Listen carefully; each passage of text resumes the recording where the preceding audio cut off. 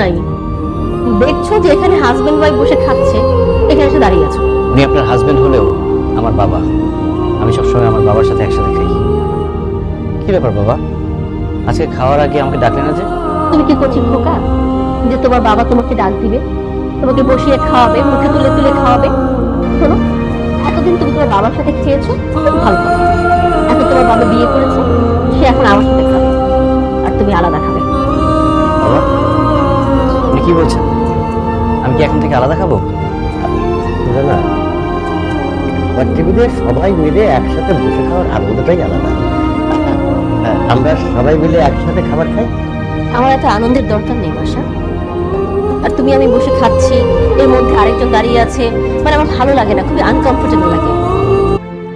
এ কি, তুমি এখন দাঁড়িয়ে আছো কেন? যাও, আমাদের খাওয়া শেষ হবে, তারপর এসে তুমি খাবে।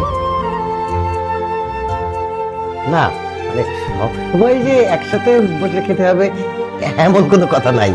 আর তোর মা যখন চাইছে না, তুই পরে আলাদাভাবে খেয়ে দিস, কেমন? উনি আমার মা না, বারবার এক কথা বলবেন আমাকে। উনি আমার মা হলে আমাকে আলাদা খেতে বলতেন না। উনি আমার সৎ মা, আর সৎ মা কখনো আপন হয় না। ওনার আচরণে উনি বুঝিয়ে দিয়েছে উনি আমার সৎ মা। সো ফার্দার ওনাকে মা বলতে বলবে না আমাকে।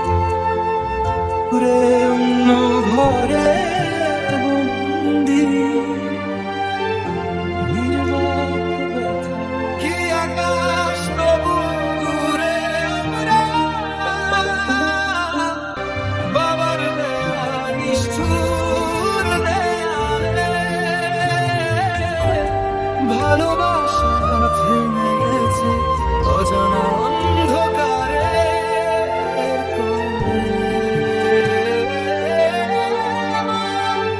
আমি ডাকছি তোমায়, শুনতে পাই সেই ডাক বুকের ভিতর